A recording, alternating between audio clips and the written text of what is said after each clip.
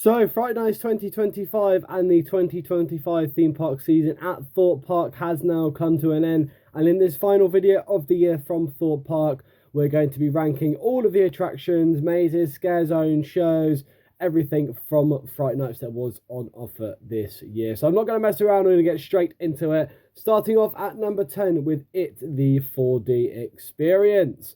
I never actually did this attraction and it does not really interest me at all. And it just feels like it's a massive waste of time when there is so much else to see and do at Fright Night, especially when I feel like 6 hours isn't enough time to experience everything at the event this year and how much there is. But judging by what I've heard from other people and friends and seen online, it is definitely by far the weakest thing at the park this year. Coming in at number 9 is the opening ceremony. This is a type of show that is completely unique to Fright Nights 2025, and we've never really ever seen it before at the event. It is a show at the end, but starts with a roam around the entire, like, Lucifer's Lair area, so around the jungle, around a bit of where the Walking Dead the ride is, and down near Hyperia as well. I only ever saw the sponsors. It obviously does only run once a day at 3 o'clock, and that was on my first visit to the event on the 10th of October, so towards the start of the event. It features all of the characters from different attractions across the park, and you see them all chained up by Lucifer's minions, and Lucifer's controlling them himself. They all have their little moment inside of the show, and it helps tie together the whole Lucifer takeover theme that Fright Nights has had in 2025. It is a really, really cool concept and something I would like to see done again in the future, but for my own personal preference, it's not one of my favourites. Up next is an attraction that I didn't feel like I got to experience properly. Once again, this is something very new and unique for Fright Nights 2025, and it is, of course, Purgatory Town. It sort of takes its inspiration from what Tully's and Harrowleen Horror Nights have with their roaming street theatre, but it is officially listed, like, on the website and on the app as a scare zone. There are plenty of unique characters within this attraction, such as a pirate, I believe there's a vampire, Little Red, like a version of Little Red Riding Hood, the Ice Cream Lady, which became very popular online, and this is all inside a big, easy boulevard, and each character sort of tells their own story and interacts with their own different demeanours and actions and how they speak to you. You can get some really, really great interactions with these characters, but on the busier days, it's obviously a lot harder to see them and have that sort of space where it's you not really affected by anybody else walking past and sort of butting in with the conversation. Obviously, the sort of thing where it kind of relies on the experience is solely directed towards you, I think is probably the best way to see it. So on like a buyout like SLK, it's definitely when it was at its best, or maybe towards the quieter periods of Friday nights, like the first couple of weekends and that first like little midweek block. Combining that with the fact it's also just not my sort, like it's not up my alley. I was going to say not on my street, but I don't want to put in a pun. It's not my favourite type of attraction, and there are other things I just prefer more at the event this year. In number 7 now is the long-running scare zone, the Crows of Morecambe Meadow. This scare zone is back yet for another year, and yet again with a different route. My feelings about the Crows have stayed the same for a while now, in that they are just a very cool original concept that Thorpe Park created, but I just feel like maybe it's time to move on for them and try something else a little bit different. But after some great run-throughs of this attraction in the later part of Fright Nights this year, I can comfortably say that I'm now a big fan of the Crows again. The scare zone for this year has seen another completely brand new route, as I said, with an incredible set piece with like a massive fire, like a human bonfire basically, which is a massive set piece that they added towards the end of the attraction, just before where the barn finale is. I definitely preferred Crows when it had 2 separate paths that you could take. I feel like it just gave it a bit more variety on your, like if you were to do more than one run through. But this is probably the best version of that linear route that we've seen with the Crows that we've had the last few years. The theming in there is top notch. The smoke, the lighting, the music all just create a great atmosphere. And some of the scares I've gotten in the attraction have really been great. They're so creepy, the Crows. But for a free walkthrough that is now practically a scare maze with how well built up it is, I think it's something Thorpe needs to continue to do in the future, with scare mazes now becoming more and more expensive each and every year. My favourite type of attraction at any scare event is scare mazes, and in my opinion, Stitches is the weakest of the bunch at Fright Nights 2025. Just because it's the weakest scare maze does not by any mean that it is a bad attraction. Stitches has always had an incredible atmosphere inside, combining everything that Crows has, plus smells pods as well.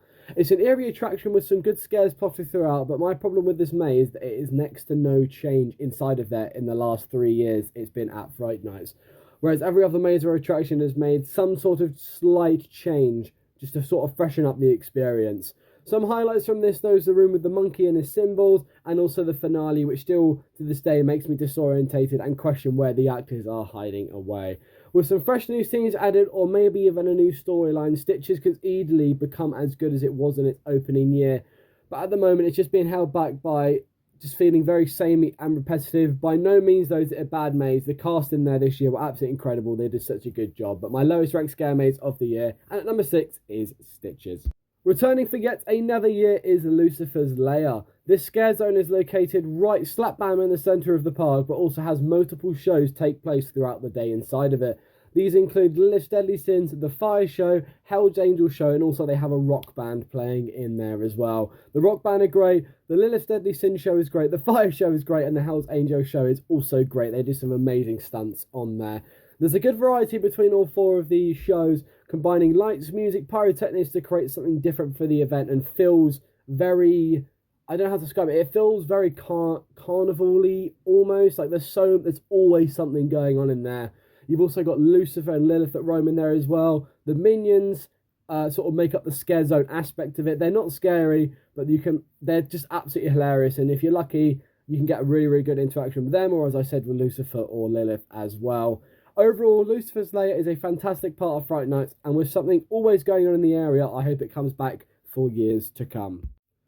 Coming in at number 4 is the all-new and refreshed Survival Games. In previous years, Survival Games was a multi-route scare maze, and also the most intense maze at the park, but unfortunately this year it has lost that title for me. I was really excited for this refresh of Survival Games, seeing a new storyline come in and a new route that focused on being linear rather than including the splitting up aspect that the maze had before.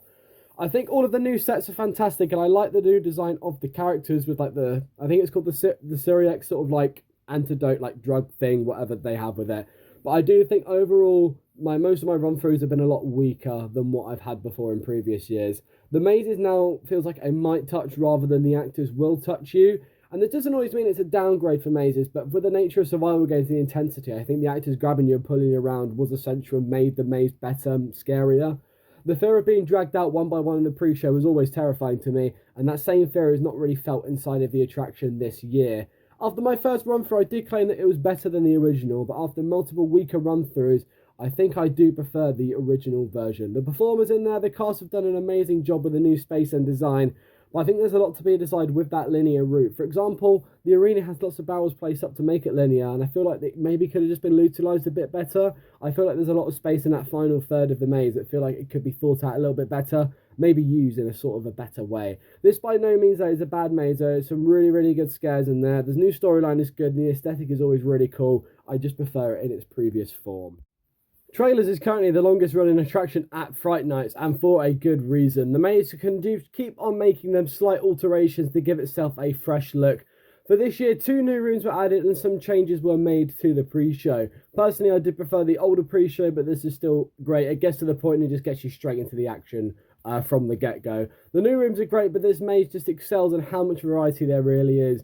Each room feels completely different, and sometimes the entire tone of the maze can change completely between them. For example, the Creek Freak room going into the Dolls room is like intense to just creepy and ominous. My personal favourites have always been Breakout at Bozo's, the Sleeper Express, and the Dentist room, which I've forgotten the name of.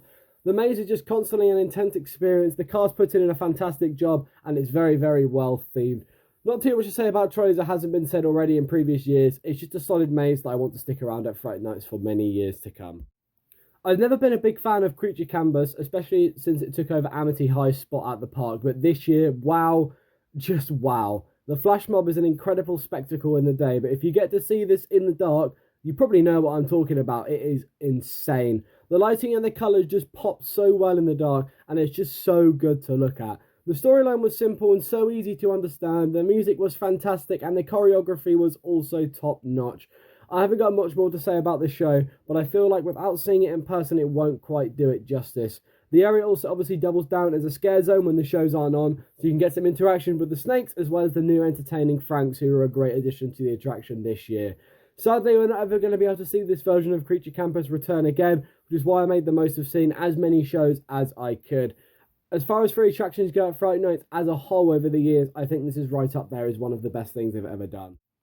But Fright Nights managed to go one better for me this year. My favourite maze of last year is also my favourite of this year. Deadbeat was received to a very mixed reception last year, but I'm glad that this is finally getting the full recognition that it deserves. The maze is so intense, so well themed, and has the music, the lighting, and the smells to really immerse you in this story and this world.